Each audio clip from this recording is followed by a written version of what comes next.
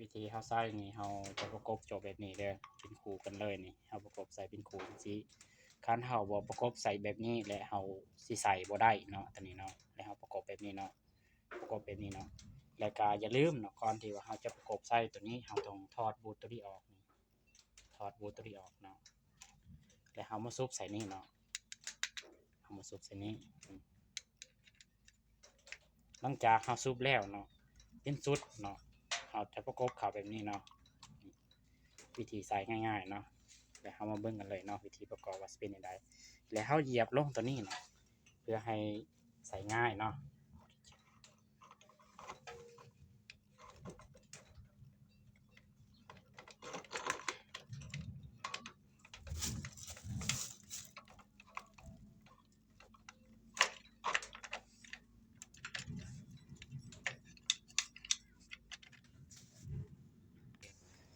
วิธีใส่เนาะตัวนี้มันบ่เข้าเขาเอาแกนสตาร์ทเขามาซุบใส่นี่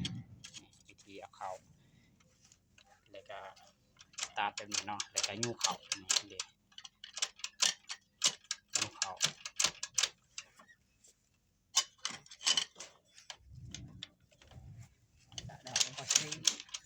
เรียบร้อยเนาะวันนี้เข้าได้เลยเนาะ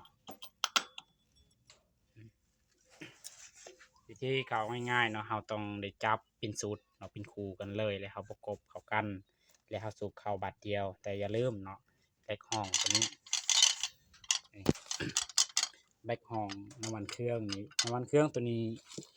มันจะขึ้นไปรอเลี้ยงแผ่นขาดเนาะนี่มันจะขึ้นไปรองแผ่นขาดฉะนั้นต้องมีแบกห้องตัวนี้เนาะเพื่อห้องไว้น้ำมันเครื่องเนาะตัวนี้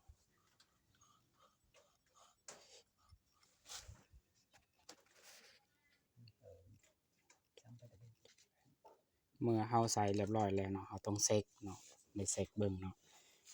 ว่าสโลว์ขาดมันจะพี่บ่หรือบ่พี่เนาะแล้วหาว่าหมุนเบิ่งเนาะคันแบบนี้ได้เนาะแบบนี้เนาะ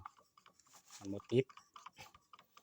กรณีที่ว่ารถแบบเฮาใส่เลขแล้วมันสิกระโดดเนาะตัวอย่างว่าเฮาใส่เลขแล้วมันสิกระโดดมันสิดับเนาะแล้วเฮามาถอดเบิ่งตัวนี้เนาะถอดเบิ่งสโลว์ขาดเนาะแล้วเฮาหมุนไปทางหลังเนาะคันว่ามันบ่ไปเนาะ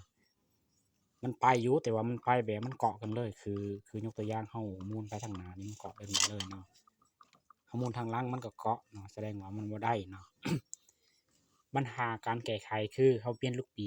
บีสโลว์ขาดมันเนาะเฮาเปลี่ยนตัวนั้นแล้วก็เซาเนาะอาการถ้าหากว่ามีรถไผคันว่าใส่เหล็กแล้วมันกระโดดมันดับเนาะ